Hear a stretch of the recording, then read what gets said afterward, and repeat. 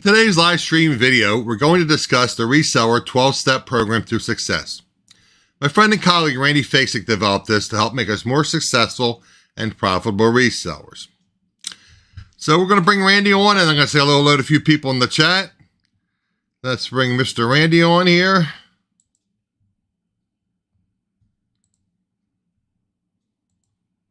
Oh, that's Mr. Randy. Okay, now let me bring the real Mr. Randy on. Hello, sir. Hi there, Adam. That was you a few years back, correct? Yeah, my wife told me that I would make a really good model for a garden gnome. Okay, bump. Okay, so today we're going to discuss the Reseller 12-step program to success, and we're at number 8 in the series. Yep, we're about 3/4 of the way up the steps, and today we're going to discuss number 8. My wife said maybe we should have a little trivia, so I brought on the next picture of my family.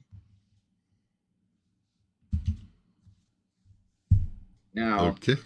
Everybody remembers olive oil, but how many of you remember her family? And the one picture there is of Ham Gravy, her first boyfriend, her brother, Castor Oil, or was that her father? I don't remember of any of these, but actually, Popeye was nowhere in the first cartoon series that had to do with olive oil and her family. Oh, it's more of that. Okay. Okay, yes. Olive oil or castor oil looked a little bit like Wimpy, if you really look there. And Right. Then there was Mama Oil and Coil Oil, which was her father. I don't know, Adam. That looks a little bit like you. A little bit. I wouldn't wear those pants, though. That's not my style. But anyway, I just thought that would be kind of a funny thing to add. So, and a bit of trivia that a lot of people don't know about, because actually the whole olive oil thing started as an early cartoon in the newspaper, more so than on television. And Popeye, I think, was only supposed to be on 2 or 3 shows. It wasn't supposed to be, he wasn't supposed to be the main character. Okay. See the things you learn on AdamsExploits channel? We learn about olive oil. We all realize that olive oil was the original featured guy. What do we call it? Featured character. We always thought it was Popeye and olive oil. Who knew? So anyway, for you Popeye collectors out there, there's a bit of trivia that maybe you didn't know about. Some of those people you never saw in the television version. In fact, I think the only one that you really did see was olive oil. Yes. Okay. Sounds good. We can get rid of that. Next, go to the next one. Okay, we're gonna hop in my truck and we're gonna shoot over to my warehouse. Many of you have never been to my warehouse, and some of you have seen it, and some of you haven't. But we're going to do that. I'm just a little trivia and a little introduction for you in the beginning and the kind of in the close to the end of the series, so you get a little bit to know who we are and what we were doing. This was one of our trucks that we used to pick things up, and we used to actually pick about 4,000 to 8,000 pounds of coffee a week up in this truck. And later on, I'll take you there too. Adam, you've never been to our coffee warehouse. I'm going to show you 3 different warehouses today. Was that you call your traditional warehouse? That's not your coffee warehouse? No, this was the second warehouse we rented. Okay. It was originally Mack truck. Hence, you see that my truck is actually pulled inside. We actually had inside loading docks where even in the wintertime you could close the doors and it was still warm in there. Gotcha. So that was kind of nice. And Freightliner, we leased a bunch of Freightliners from Penske. We had a really good relationship with Roger and his family, so we had a good deal. We even catered their wedding of Victoria Penske. Okay. So Roger Penske was the race driver. Right. People probably know that as the race car driver sponsor. Penske, I guess it was. is no longer owned by the Penske family. Oh, it's not? Okay. No. But they were really nice people to deal with. I guess it's like everything else. They were bought up by a big conglomerate, right? Yep. Next. This is going into my warehouse. You can see that kind of light in the hallway. You can see that there's a second floor as well as a first floor.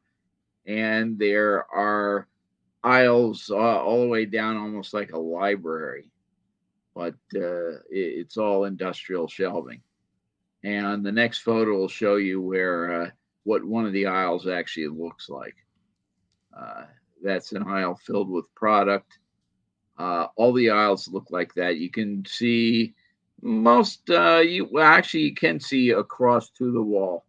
There's about 40 feet on both sides, and the shelves are about 4 feet high. Even though things don't look organized, they really are. Next. This is our outbound fulfillment. This is what we send to, for instance, this is an order for Amazon. This is a purchase that they made. There's actually 10 pallets. You can't see the other side where the other 4 or 5 are. And then there's one by the door, which should be in the next video. Okay, so this product is something that Amazon sells directly. It's not your product that you're shipping to Amazon. They sell it under the Amazon. Right, they actually buy it from us. Okay. What I know. Give me details. What is it? Coffee? What kind of product is it? No, there's all kinds of things. Okay, gotcha. Okay, that's just the forklift there waiting for the door to open because the truck is pulling up at this point. Next. This was 10 o'clock in the morning. This was the next couple of slides you're going to see is our mail, what we fulfill from just USPS. Right now, we no longer use USPS that much. We're transitioned pretty much over to FedEx because we're getting even 2-day delivery almost all around the world now. So it doesn't even matter where we ship it. We're getting it there in 2 days rather than by the post office where it takes a month. And you were concerned with things getting misplaced and sent to wrong distribution centers there were a lot of items that were not even delivered. So you weren't meeting your metrics for the various e-commerce sites. No, one quarter of the year they lost 652 million packages.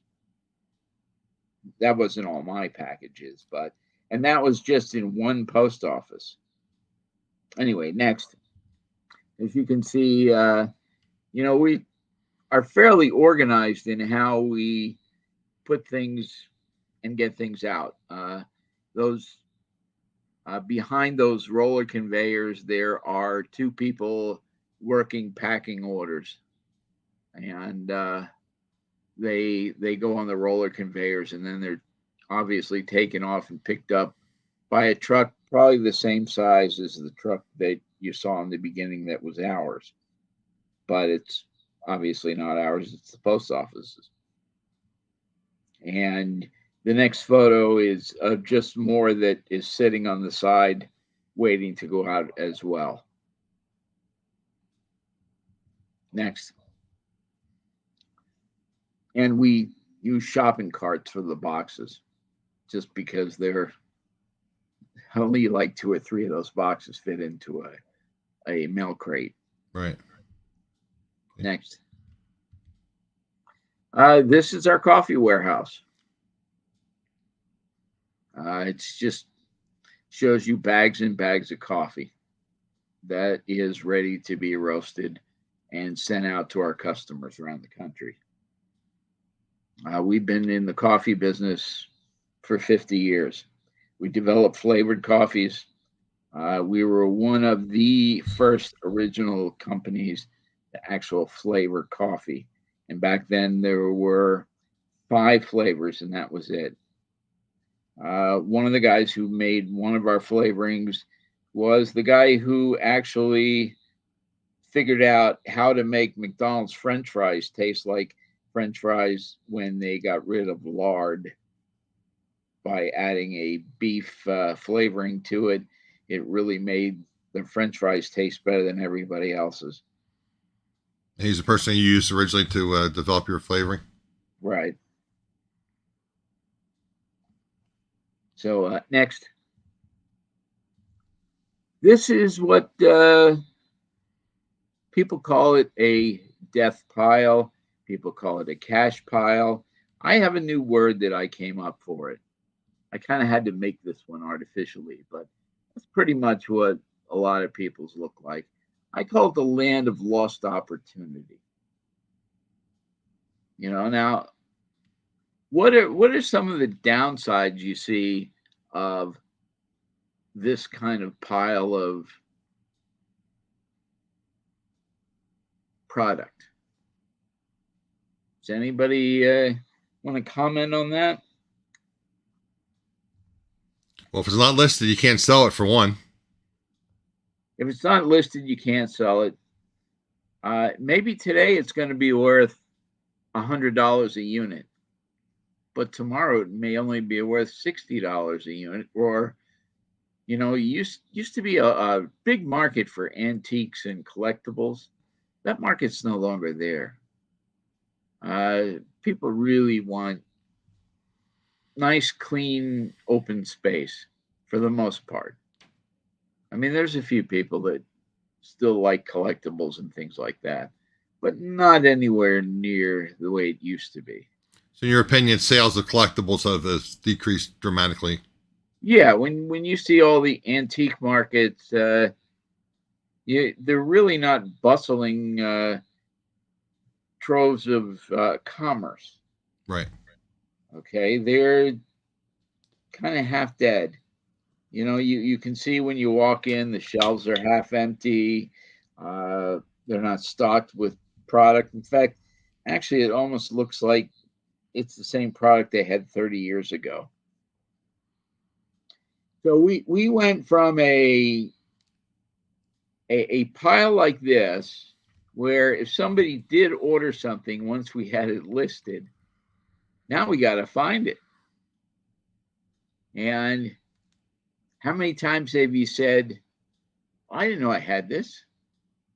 Oh, that's where that got to. I'll give you a perfect example.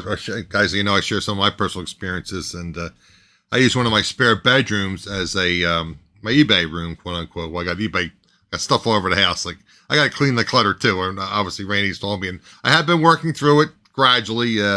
Unfortunately, with some health issues, I've been kind of slow. All right, appreciate you coming here, buddy. Appreciate it. Hopefully, you did well with your yard sales today. So I took off half of the goodwill. Oh, nice. So you went with thrifting. Yeah, so anyway, so I was trying to story, I made the idea, I forget these stories. So anyway, long story short, with my health issues, one of the things I had done was I had to have Achilles surgery. I had to have my Achilles tendon replaced in my left leg, whatever. So long story short, I live in basically like a 3-story house, which that's another story. But anyway, so I have like a little mini fridge, and I have a coffee maker, and I was using like one of those heating pan things, the ones that are magnetic, so I couldn't start a fire with it and everything. So anyway, so long story short, I kept the mini fridge there. I kept the coffee maker there, and I know Randy sells coffee, and I drink coffees from Randy occasionally. I grind it down, but I get spoiled if I'm going to have like 1 cup of coffee. I like to use a couple K cups or whatever. So long story short, I don't know how I did it, but somehow I brew the coffee, and then I brew it in the container I'm going to put it in, and then I transfer it over to a mug, a thermos, something that keeps it hot. Long story short, I knocked it over, went all over the carpet, all over everything. So the long story long, what I was saying was I had purchased a nice Detroit not the Red Sox, Boston Red Sox, Detroit Tigers. Thank you, Adam. Detroit Tigers warm-up jacket, really nice. And I bought this. In fact, the store is no longer in this area. It's one of those discount chains, and they had a deal like on, I think it was like on Black Friday. You know, you get stuff like 50% off. So I've had this jacket for about 3 years now. Anyway, I didn't even realize it. I gotten coffee on the Detroit Tigers logo. So I'm going to shout out my friend Beth. She has some links in her store when she does her videos or her YouTube videos for some like grandma's stain remover or something. But anyway, and I talk about helping out other resellers, and you guys connecting with each others and networking with each others. And a couple different times I've had affiliate links for Amazon, and no one ever bought anything. So I told Beth, I'm going to make sure I buy some stuff from you, Beth. So if I need stuff, and all I had to do was click on her link, and then I can click on whatever I want to order, and Beth will get a small commission. So I did order something. I ordered my steering wheel needs to be dyed a little bit and repaired. That's another story. But anyway, so I got this coffee stain on this Detroit Tigers jacket. I'm going to buy some grandma's stain remover, I think it was called, from Beth. So that was something in a quote-unquote death pile that was near my coffee maker, and now it has a coffee stain, brand new with tags, has a coffee stain on the logo. So again, if I would have had that listed, bagged, and put away in my plastic tubs, this would not happen. So anyway, Randy, I interrupted your story, but I just wanted to share something because I didn't put things away, and they got stain on it, brand new item. Well, anyway, I went from this to what I'm going to show you in the next couple of slides. Pictures. Right. Okay. First, I started to grab a little bit of the pile and started boxing things up. I bought some shelves. I bought some boxes. I have tons of labels, literally in the millions. Can I interrupt you for 1 second? Yep. Is this commercial purchase, or is this something you bought like at Lowe's or Home Depot, or where'd you buy these shelves? I bought these at Costco. Okay, Costco. You can get them at Lowe's and Home Depot as well. And they might have them as well at maybe Sam's or BJ's or whatever. Yeah, okay. They all have them. Gotcha. I mean, all retailers kind of copy from each other. Correct. I was just curious. So yeah, if people want to get organized, okay. Yeah. Next. This was another set of shelves I bought, and I also bought these bins. They're about $2, $3 a piece, and you can get them in multiple sizes, multiple widths, multiple heights. I just wanted to show a little better picture. That's great, Randy. That's super organized. And I labeled them. This is what I call the C section for those people who can't have children. I knew there was a joke coming when you said C section. Anyway, they're all labeled, and then in my program to do orders, the item comes up. It tells me what bin it's in, so I know where to find it. I can actually do it by order. So if I want to go to C32 and then C33 next and C34, I'm not walking all over the place. Okay, but it takes a lot to, buy the stuff, find it, take pictures of it, and then organize it and put it away. But, however, I can process quite a few orders, and I don't think the average person realizes by running all over the place, they're really wasting a lot of time. I mean, I can process close to 100 orders an hour consistently. Okay, and that's a lot. That's a lot. That's amazing. It's just a matter of almost getting a little shopping cart, and I actually do use shopping carts, and go around and it's like going to a store and shopping. Okay, so it's going after one after the other after the other. Uh, I can actually print a pick list, which will show everything in the order that it's actually in. So it it's very uh, it makes you feel better actually when you pick the orders as opposed to moving things all over the place. And in the next photo, you'll see that I not only did right here, but you know, you can see the numbers better here. It's 34, 35, 36, 37. I can move them around in case I get more.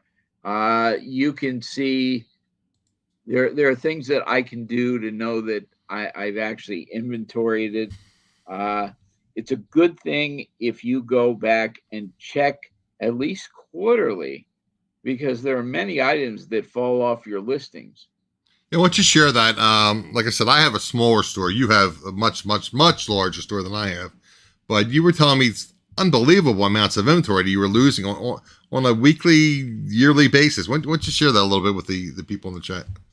Well, yeah, if you want to go to the next slide.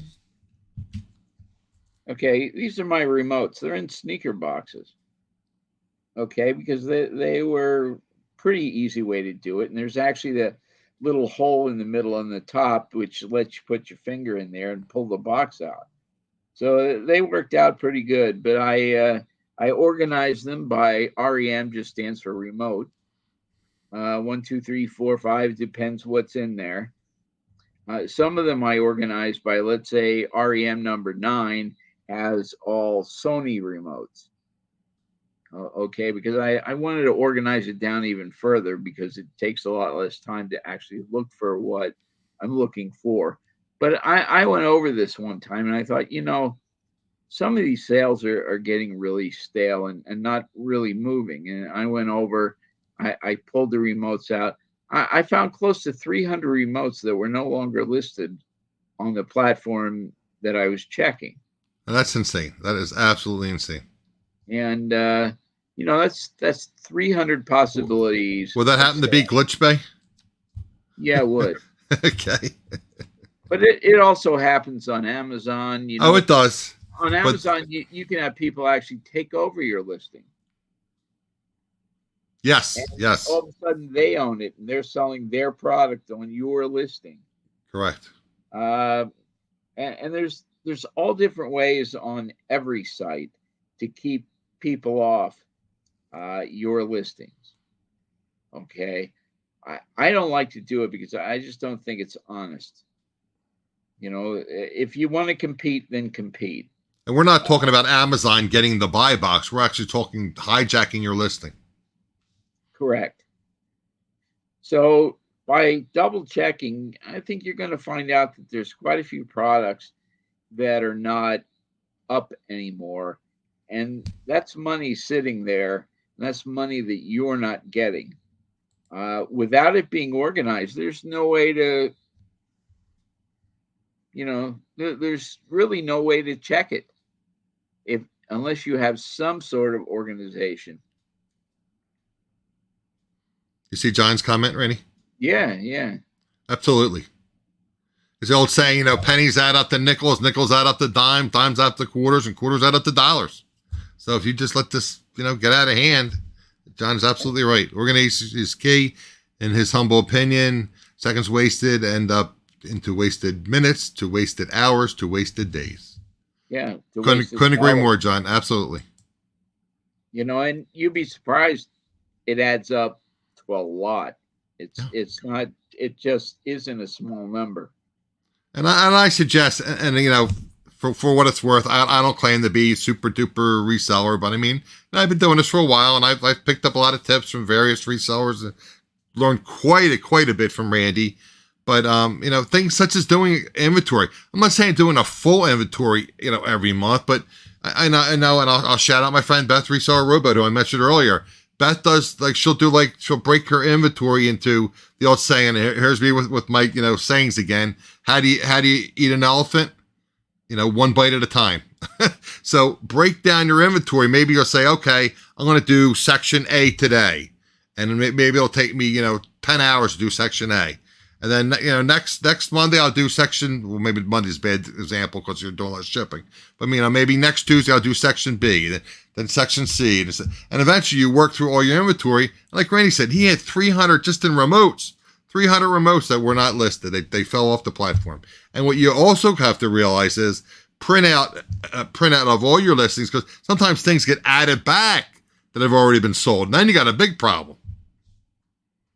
Yeah, because basically the blame is still on you. Exactly. eBay won't take, or the e-commerce platform won't take blame. They blame you. I sold that 3 years ago. It was listed. I didn't list it. You listed it. No, you listed it. It's like, okay. And for instance, just because you take your listing down does not mean it's gone. Okay? Correct. I got a Vero on an item I sold 2 years prior. It wasn't relisted. Okay. And I was told, well, yeah, it's up there because you didn't delete it after you took it down. I said, I haven't sold it for 2 years. Maybe it wasn't, able to be Vero 2 years ago. And now that it is, and I don't have it up there, you're sending me a Vero notice.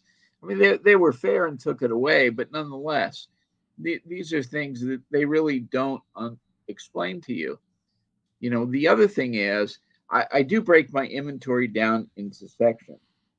And I also leave a section of inventory that needs to be gone through.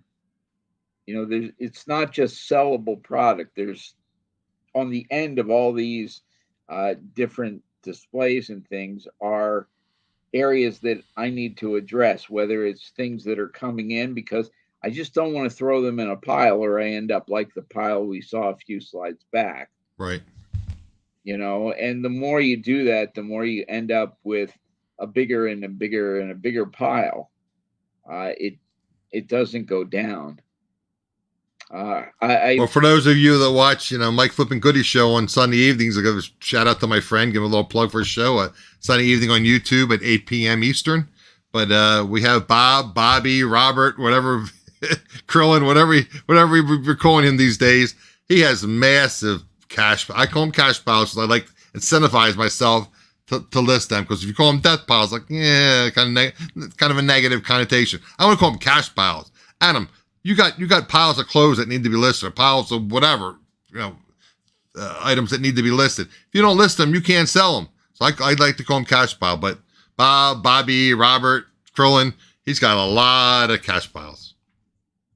There's some ways that each person can do with the different things that they have. I found that, I maybe want to buy remotes, but I allocated a certain amount of space. I have 98 boxes of remotes that are saleable. Okay. And each of those boxes has 10 remotes in it. So when the boxes go down, that's how many remotes I can add back to them. And I don't really expand that because I don't see that there is more of an opportunity there. By expanding it, I'm only watering down what I have to offer. Right. Okay. That's a decision that I've made. Okay. Maybe someone else will say, well, I'd like to have 200 boxes or 300 boxes. And that's okay. But you only have a finite space. To go out and continually rent space starts to get to a point where it's out of control. And you're not really adding in those added costs, the added cost of time that it takes you to get there. The more spaces you have, the more footage that you have to cover. So if one is a mile away or one is 10 feet away, that's still time that it takes to get there. Travel time too, travel time back, right? Mm-hmm. There's rent costs, there's all kinds of things.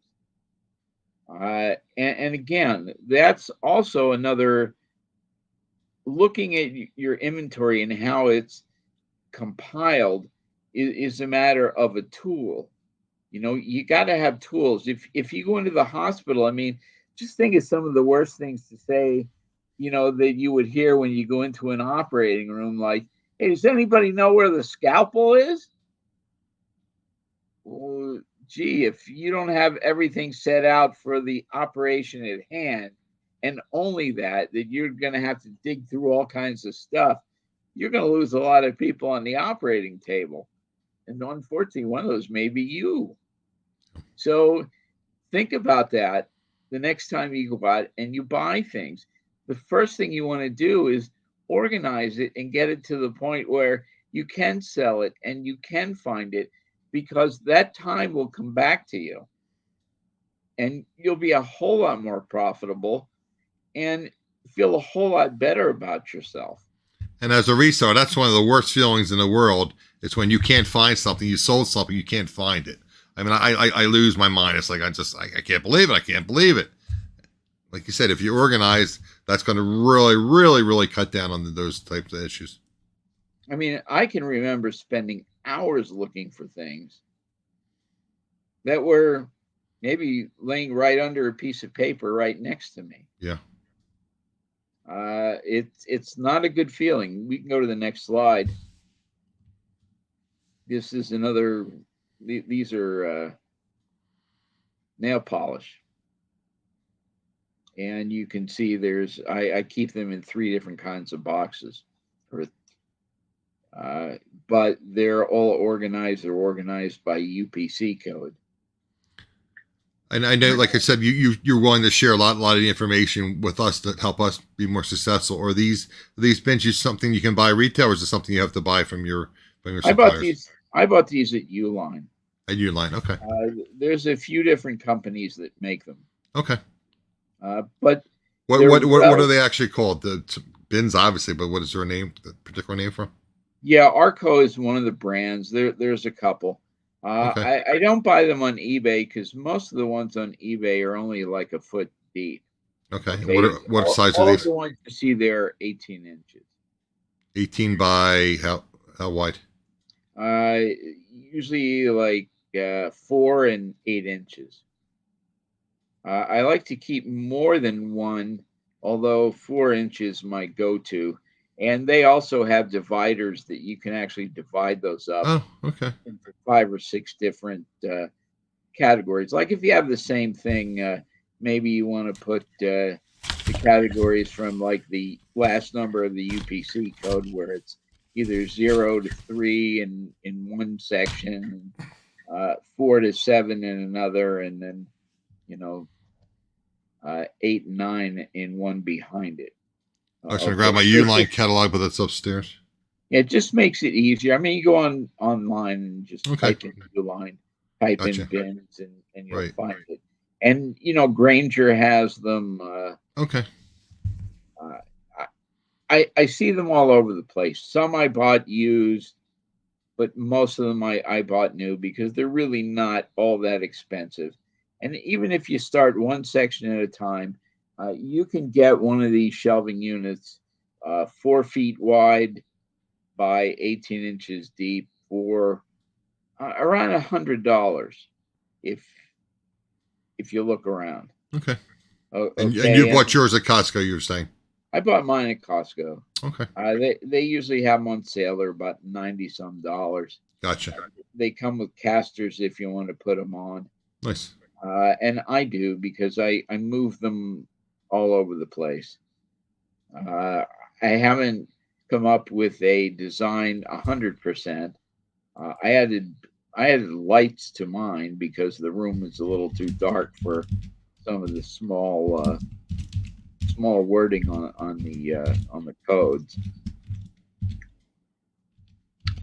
But they're good for whatever that is. I mean, they come anywhere between. I think there's some that are a foot wide. I have some others that are not as deep because I wanted to have some shelves. But I bought 4 pallets and I got them for I think 30 cents a piece. And for those commercial units, they're even a lot more. What did you get now? I bought 4 pallets of them, and they were 30 cents a piece. Wow, when you bought them by the pallet, okay. It was just a manufacturer that was trying to get rid of them. Gotcha. Okay. And they put them up for just about nothing. and so I bought them all. I'm going to throw you a little bit curveball, which I don't think you have it, but we mentioned sometimes Randy tries to help us out as resellers. You don't have any printers available, do you? Any label printers? Yeah. You do have some printable. Okay. So you have which one, the zebras? Yeah, I only do the zebras. I did a I zebra. don't do the lower end ones. Okay, guys. They pretty much last a long time. Gotcha. So if anybody is, that's one of the life changing things for a reseller is a a label printer. So then Randy's a big proponent of Zebra, and he talked to me and getting one, and I love it. If I ever gear up my business to where I'm doing good volume, it's going to be a lifesaver. So guys, you can always reach out to me. We have Randy's store, his not his eBay store or his Walmart store. We actually have his facings.com listed, but you can always reach out to me if you're looking to buy some printer, a label printer. Reach out to me and I'll put you in contact with Randy. So I just want to kind of share that with you because Randy's kind enough to try to help us out with some of these things. Yeah, the time you take to organize your stuff will save you probably 3 to 5 times as much time later on down the line. I would I'm sorry, I didn't want to interrupt you. People do it. I'm sorry, I want to interrupt you too while I'm thinking about it. Once you and I can discuss it, you can email me or I'll write it down. I'll put down what these bins are called, whatever, and I'll put in the description of the video below if people are interested in trying to purchase them on their own from whomever. Yeah, okay. You can always reach out to me, or you can reach out. Like I said, I'll get them from you, and I'll put them in the description of the video if people are interested. And whatever these racks are called, I can probably just go on Costco's and look them up what they're called. Okay. Yeah. I'm not like the Donald where I got $5 billion and I'm asking people who have. Oh no, I'm not talking about affiliate links. I'm just going to list them to help people out. Yeah. You know what? This is just because I want to help you out. Yeah. Exactly. You're one to help, and I wanted, when I was thinking of it, I said, you know what? Why don't I just ask you what they're calling? I'll put them right in the description of the video. Okay. Yeah, I have a friend now who I helped throughout the years, and it's funny because every time I call that friend of mine, he's working on a project, and I usually have the answer for him to help him out. So, he just bought about $8 million worth of equipment, and he hasn't heard of some of the things that I know about. Okay. So I'm helping him because he does probably about 30,000 K-cups a day in coffee. Wow. And a day. Holy crap. He wanted to get into some other things with them, and he's having a hard time getting what he needs. But so basically, you're an unpaid consultant helping his business out. I pretty much know. I know what it's like to have something and you're on the cusp of something new and different, and nobody's out there who can really help you. That's not your first rodeo. You've been doing this for many, many years. Yeah, well, I mean, we started a lot of things and didn't know how to do it and taught ourselves how to do it. And some of your I wouldn't say reselling, but some of your friends in that business helped you as well, and so you're passing it forward. Sure. I mean, we've worked for some really big companies, some of the largest companies in the world.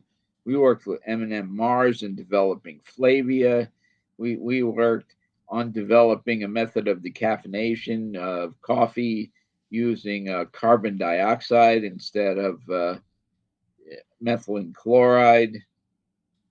There's just quite a few things that I've been involved in over the years. I worked with Breyers in developing flavors for ice cream. Oh, I wasn't aware of that. Wow, okay. They're just, a lot of good people throughout a lot of different industries. And it's nice to see people kind of working together. You don't really get all the stories, and you don't hear the good stories about it. You just hear all the nasty stories. But there are a lot of decent people out there. Right.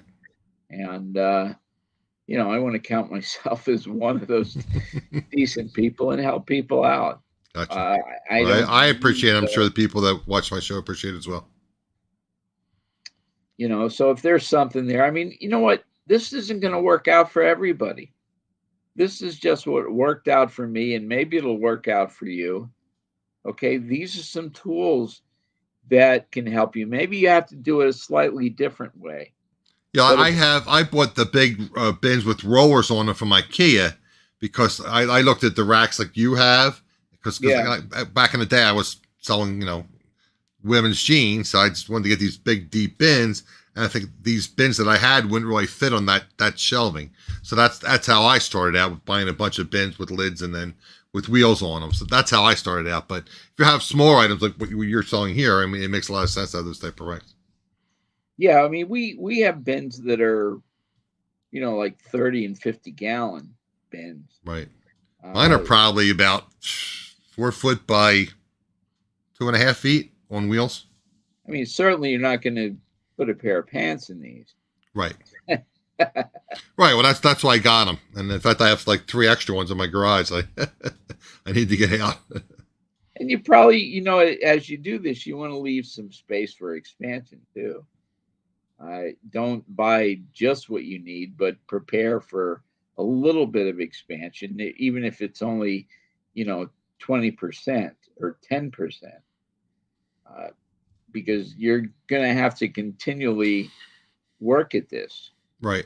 It's not something that, okay, this is it. No, it doesn't work that way, because maybe what's a hot item today is a real dog tomorrow, and Yes. vice versa. Right. Straight leg jeans do not sell.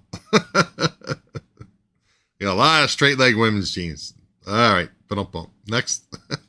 And the best thing to do is listen to your customers. They'll tell Yeah. you what they want to buy. Yeah. All you got to do is listen. Okay, is there another? I don't know if there's any more. No, that's slides. it. That's it. Okay, that was the last of the slides. Okay. But yeah, continuing to organize yourself, and it's a never-ending process, but it gets easier as time goes on. And believe me, it will save you so much more time. I know it's frustrating in the beginning, and it's hard to keep up with it, but don't bite off more than you can chew. I have to go back and redo those remotes, and I put them aside for almost a year because I really just didn't want to tackle that. Right. But now I have to. Well, in order to do it, I'm only going to do about 6 or 8 a day. Really not going to do more than that. Mm-hmm. If I do more than that, I'm just gonna feel like it's work. And I don't want it to feel like it's work. Let me throw something out there, and we know how Google is and how YouTube is, and they track your what you view and whatnot. So I get a lot of feeds on my YouTube from things I'm researching and whatnot. And you and I have discussed. I bought some remotes. You sent me some. I bought some from other people. A little package. I don't know what the quantity you bought, but I was using, and I forgot at the time what I was using. I was using like a little bit of bleach and a cleaner, and I was using Q-tips and all. One of the things that was recommended in one of the videos I got was actually vinegar. Vinegar, and it breaks down the corrosion on the contacts. Is that something? How do you clean your remotes? What do you use if there's any kind of? I use a battery cleaner. Oh, you actually use a battery cleaner. Okay. Yeah, I get that from the auto parts store. Gotcha. Okay. Yeah, I think you did tell me that. I think I bought some of it with the spray on it. Yeah. Now, CRC, was that another thing? I think you said that'll work. What's that? Will CRC work as well, or no? Probably not. Okay. I don't know what CRC is. CRC, the blue and yellow can with the spray and the it's kind of like a lubricant. Okay. I don't know if it'll work or not, because I actually don't know what it is. Okay, gotcha. Okay. Well, anyway, that came up on my YouTube feed, using vinegar and then using Q-tips and then like those little mini flat edge screwdriver scraping stuff off. Vinegar is an acid. Right. Acid won't. Is vinegar a base or an acid? No, it's an acid.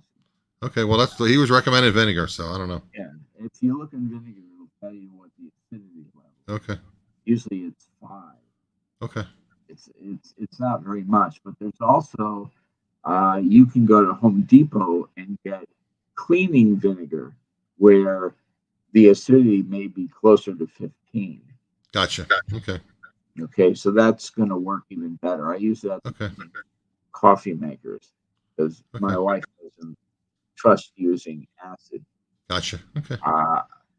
For commercial machines, we used to use muriatic acid, what you use to clean tile. Right, but you wouldn't use it at home. but you have to be very careful with that. And I don't know how that would go with, your average small machine. Lisa had a question for you about your storage area. Yes, I actually did planogram it. I put it into A, B, C, D. REM was for remotes. I did that before I even did the planograms. That was one of the first things I did. But yeah, my larger warehouse is all planogrammed as far as the shelves go. I forget how I did it. I think it was like one A, then one A, B. One is an uppercase, and the second one is a lowercase. Right. And that's how it goes there. I right now it's changing because all the box heights are the same. Because the one thing I want to do is cut down on space. So, for instance, if I have an item that fits in a bag that's only 10 inches wide, it goes into a box that's 10 inches wide, not a box that's 12 inches. Yeah, that makes sense. And that way I get X amount more space on that particular shelf. And because even though, let's say the box is 12 wide or 10 wide or 8 wide, it's still 12 inches high. Gotcha. So I want to leave room for my hands to get in there. I don't want to have to pull out the box to do everything. Right. So I have a little space in there for my hands, but I don't have a whole lot of space where one box is only 4 inches high and another one's 12 inches. Well, that really doesn't work. I try to program it that way. I also have a program where I have all the spices in one row, and I have all, let's say, dried fruits in another row, and all the candy is in probably 9 different rows. Coffee works a whole different way. So we put those by the grinders or whatever. Okay, so John Jones does use the vinegar, yeah, for alkaline batteries, yeah. Mm-hmm. Yep. And then the baking soda pays for the zinc carbon battery leakage. Okay, thanks, John. Appreciate that. Yeah, there are plenty of things that are reasonably priced. Yeah, I mean, I bought a big gallon of vinegar at Sam's. I mean, it was a gallon of vinegar. So. Yeah. So, but if you want a higher quality acidity, more acidity, go to a Home Depot because there is a difference between cleaning vinegar, and you're not going to be able to get that at a supermarket. Gotcha. You're going to get, and you want to check even if you go to a supermarket what the acidity level is. Because if you get one that's 5%, one that's 3%, you're going to have to use almost twice as much of the 3%. So you really may not be getting the same effect out of it. So what kind of percentage is ballpark would the one be at like a Home Depot? I think they're around 15. Oh, up to 15%? Okay, so yeah. It's like 5 times. Okay. Right. And that's primarily used for cleaning. Tip from Lisa, baking soda paste also works wonders on sticky plastic. Plastics in Florida can break. Okay. Good tip. Breaks down and gets all sticky. Okay. Absolutely. Yeah, there's a lot of products people don't realize when they package something. Like, let's say you package cloves. You know what? It won't take more than about 90 days if you get good quality cloves or good quality turmeric, where the oil will actually soak right through the bag, and it feels like, Oh, really? Okay. Yeah. That's not a. I think you were saying cloves. I'm thinking it's going to soak through the bag. You were saying cloves with a V. Yes. With the V. When he said turmeric, it's like, oh, turmeric. Oh, he's saying cloves with a V. Okay. Yeah, there's a lot of things that are really, and it's like things actually conflict with each other.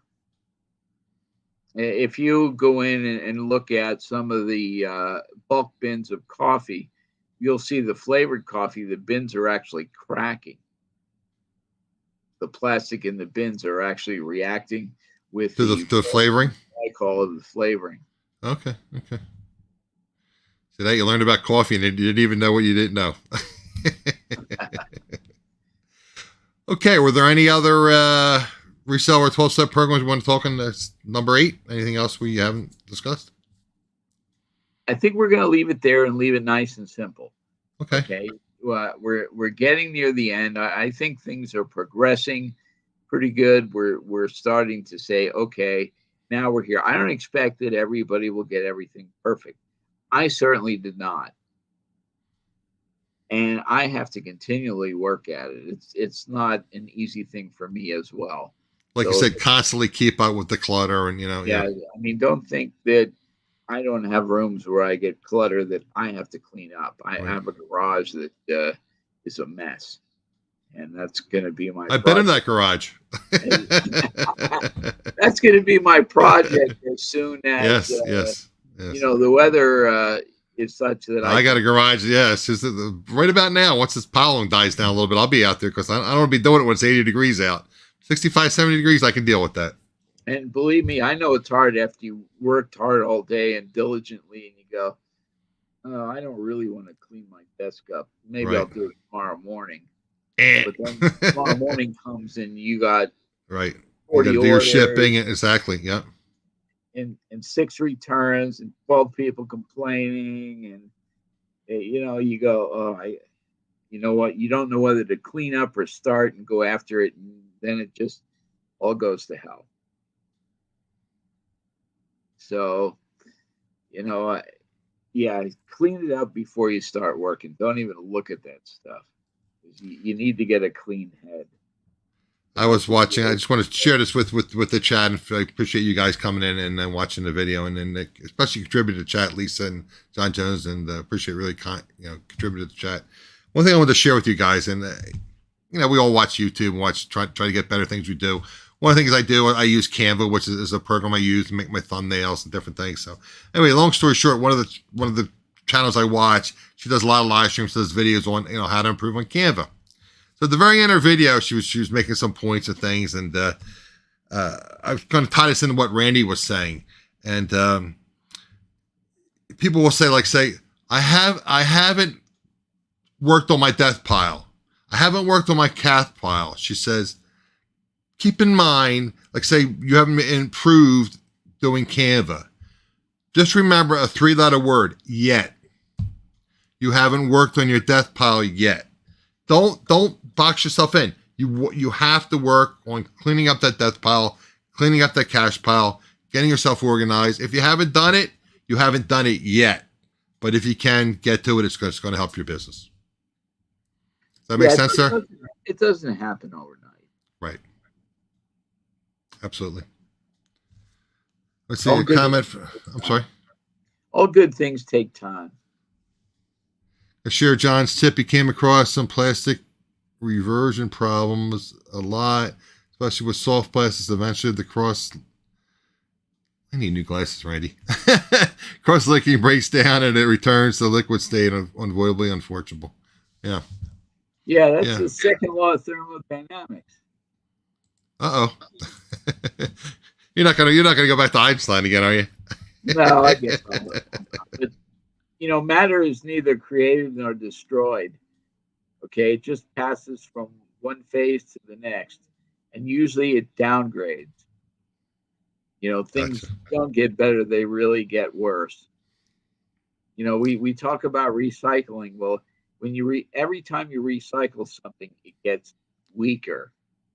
Okay, used to be that when you bought recycled materials, and this happened a lot in the plastics industry, they would introduce what they used to call it regrind. It comes in little pellets. Okay, when they introduced regrind into virgin plastic, it breaks down and the strength is no longer there like it used to be. Like, for instance, if something broke at 10,000 pounds, now it's going to break at 6,000 pounds. Okay. I ran quality control for a rope company. That's right. You were in the rope company. I forgot about the rope company. and we did a lot of testing. And it's funny because I used to actually have to keep 2 sets of books. One that was the real books, and one was what they wanted me to write down. Well, we won't go there. I took the real ones because I wanted to protect myself, but nonetheless, Right. you know, things break down over time, and right. That's what happens. It breaks down over time. Right. Sooner or later, you just got to get rid of it. Right. You know, it's a shame because there are a lot of good things. It's kind of like when you buy clothes. You know, when they're just about ready to throw out, that's when they become fashionable again. Right. They come back in like that grandma cottage look. I mean, you know, it's back in fashion now. And I mean, I come from my understanding is bootleg jeans are back in fashion, but not the straight leg, but the bootlegs are back. I still can't get those destroyed jeans, but that's me. I see people walking around with big holes in their jeans, but that's the fashion. That's what people want. Yeah, I remember when you bought blue jeans, and the first time you put them in the washer, they literally stood up by themselves. Right. And you really had to throw them in the washer about 10 times in a row to be able to wear them. Thanks for popping in, Chris. I appreciate it. We're getting ready to wrap things up, and I just want to remind you guys, if you can, if you haven't watched the beginning of the video, just popping in. I'll apologize for YouTube like sending out notifications, but it happens. So I want to remind you, like Elisa said, you didn't get the notification. So I always post this at least 3 to 4 hours earlier on my personal Facebook page, my Facebook group page, my Adams Exploits on Facebook, on Instagram, and on about 5 or 6 different reselling Facebook groups. So, and Twitter. So if you're not following me, I have those links in my description of the video. So if you're not following me on social media, maybe you could do that. I guess probably Instagram is probably the best because it's not that cumbersome. I post when I'm going 3 to 4 hours before the show. I post on Instagram, and if you're using your phone, I also have Linktree on my Instagram, so you can actually click on Linktree on my YouTube channel, and I'll take you to the video. So anyway, I want to remind you guys, if you haven't watched the beginning of the video, watch the beginning. Please like, subscribe, and comment. Helps the video, helps the YouTube algorithm. I'd like to thank my friend and colleague Randy for sharing this knowledge with us. And we'll be out with video number 9, probably I'm hoping in 10 to 14 days. We'll have number 9 for you guys, and we'll share that with you. I'm going to probably book 1 or 2 other guests to try to get something done like every week to 10 days. Try to have somebody on the channel. I know Beth is kind enough. Beth Reseller Robot is kind enough that she would come on my channel. So I know Randy's super busy, so we're going to probably push Randy out to when he gets time to work on number 9. So we'll bring him back in. So anyway, appreciate you guys. We'll see you the next time on the next video. Appreciate it, guys. Take care now.